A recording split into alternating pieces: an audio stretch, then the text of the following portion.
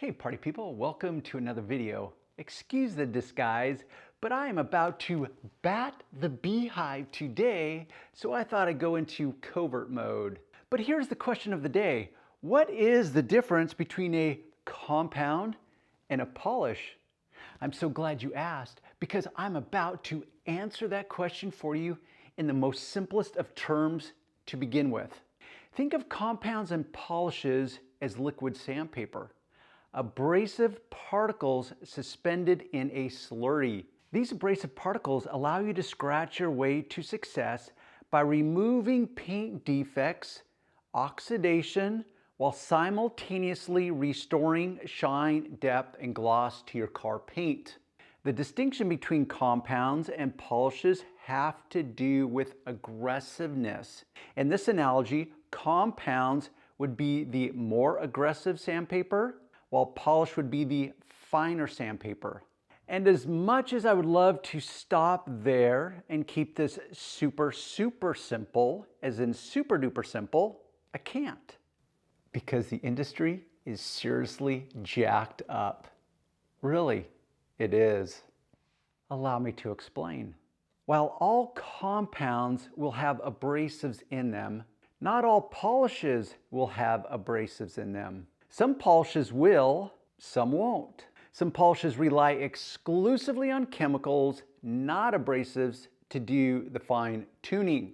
Now, I would love to say you could simply read the manufacturer's label to determine if a particular polish does have abrasives or not, but you can't.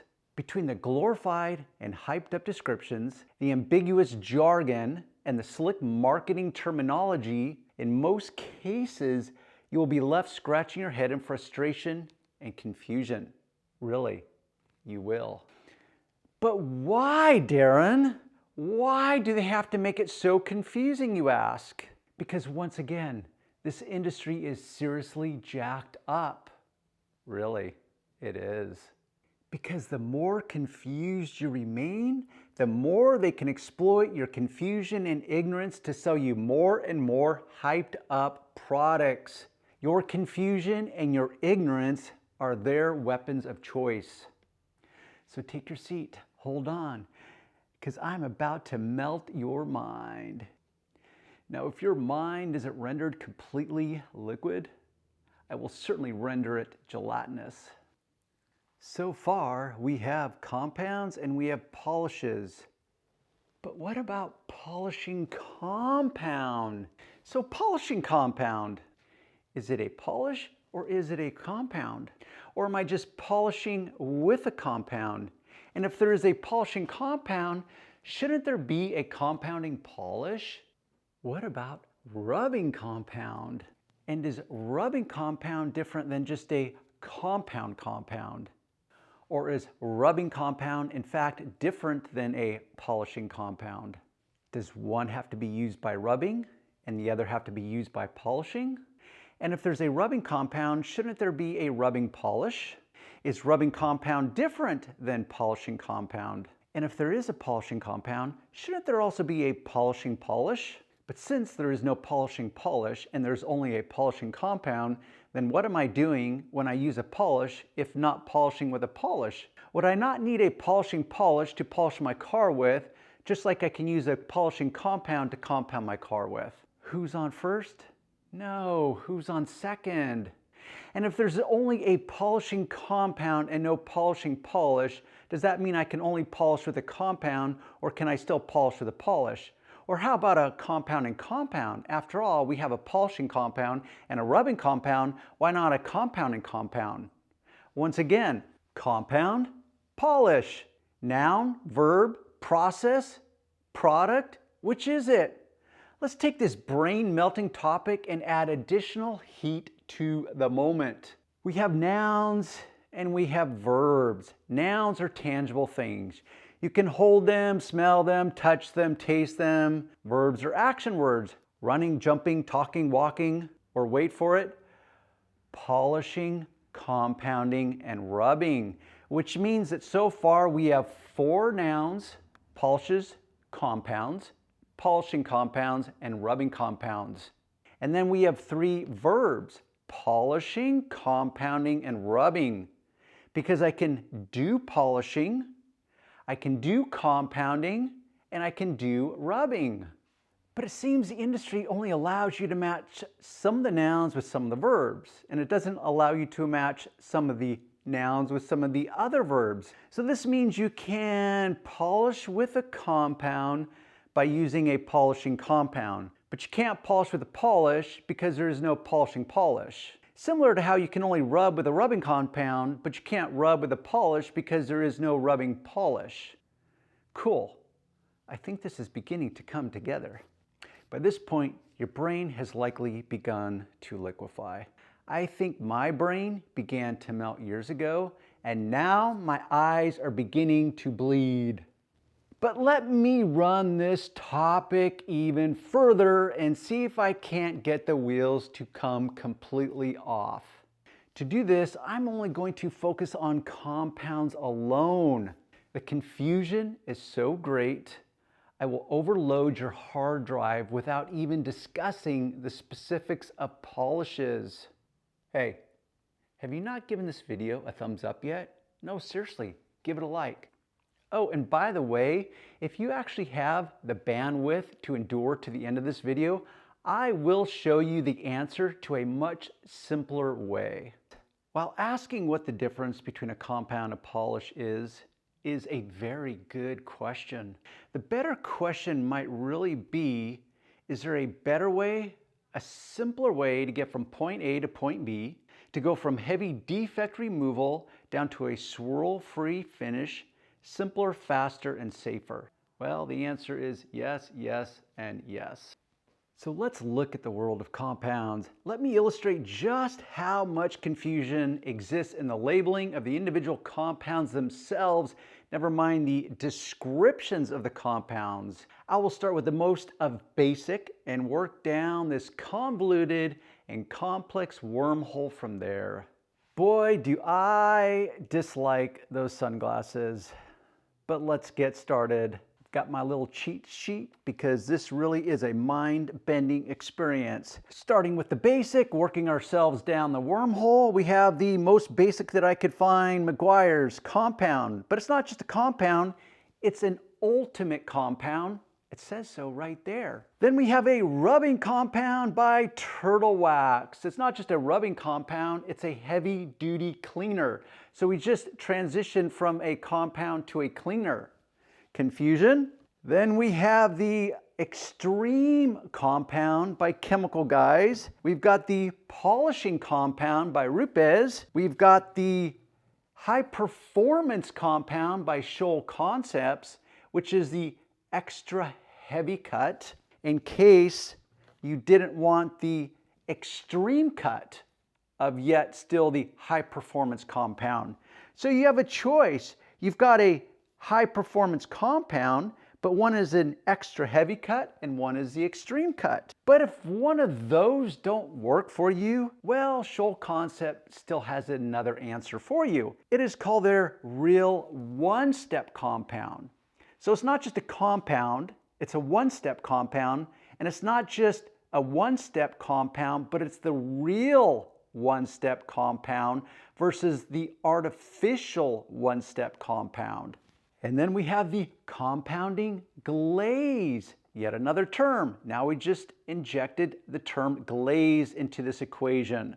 And we've got a correcting compound. We've got a heavy correcting compound. And then, of course, we've got the complete compound, which is different than the incomplete compound. And then we have the high performance, heavy duty paint leveling compound. So in case you didn't just want a compound, but you wanted a heavy duty compound, but you also wanted a compound that's heavy duty that will also simultaneously help level your paint compound. Wow, that is a mouthful. But in case that's too much for you, then you can step down, even though this is actually step one, you can step down to just their high performance paint leveling compound.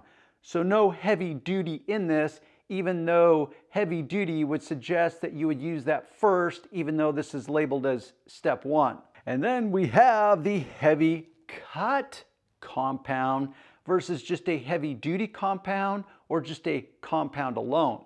This is a heavy cut. But if you don't need heavy cut, you just want medium cut, well, wait, there's that.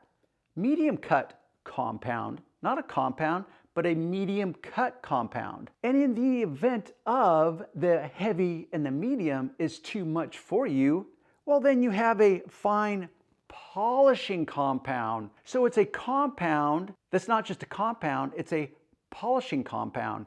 And it's not just a polishing compound, but it's a fine polishing compound. And then you have the correction compound, as well as the foam cut compound, and wait for it, the ultra cut compound. Because you don't want just a compound when you can have an ultra cut compound. And why would you want just a cutting compound when you can in fact have the ultra cut compound, which I'm not sure if the ultra cut compound is superior to the ultimate compound, because ultimate, I don't know if it can get any more ultimate than that, because that is the ultimate. I know that because it says so right there. And while I'm here, let me make this prediction.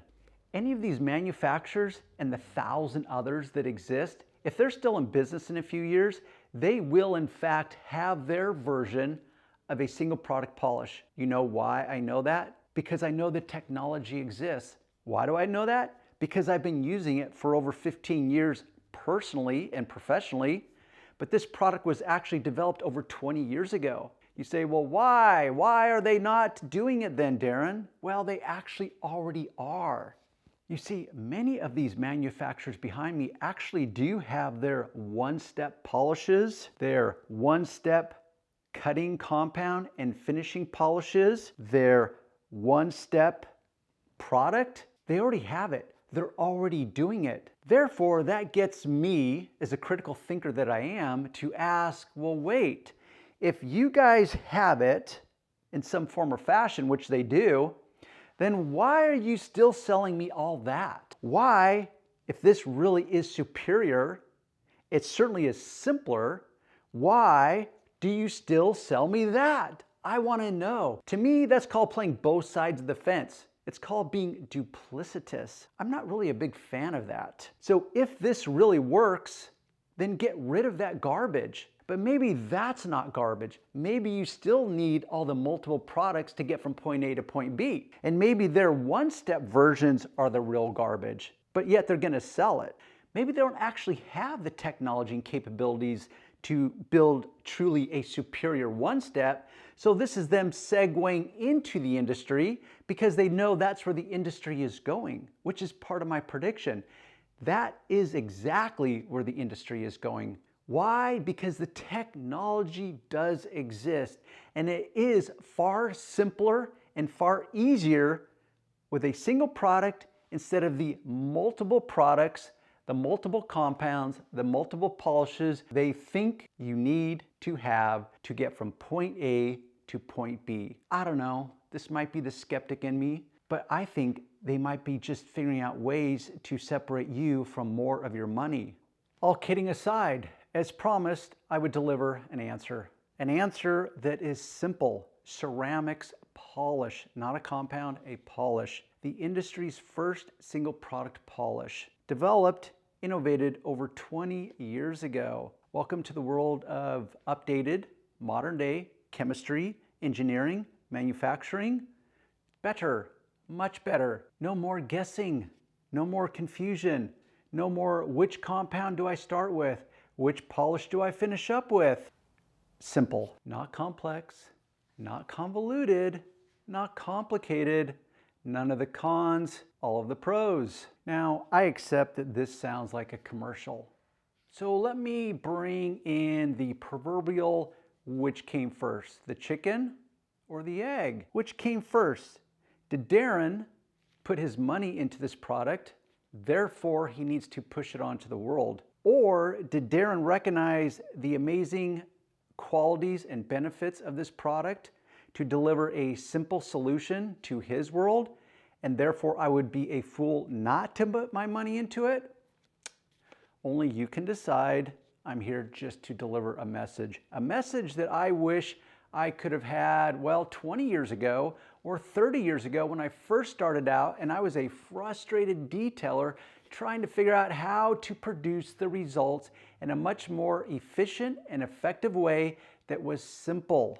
Now, if in fact you're still here and your brain hasn't completely fried and you want to learn more, check the links below. It will take you to my website, a very specific page all about what is the difference between a compound and polish, where I wax longer and stronger on this topic. And don't forget, give this video a thumbs up. No, seriously, help me out. Give it a thumbs up. And by all means, leave your comments below. You know why? Because that allows me to come in after the fact and I can address any concerns, any questions that you may have based on the information that I'm delivering to you. It also helps other guys out. Okay, I will end there. In 12,568 words or less, we will see you on the next video.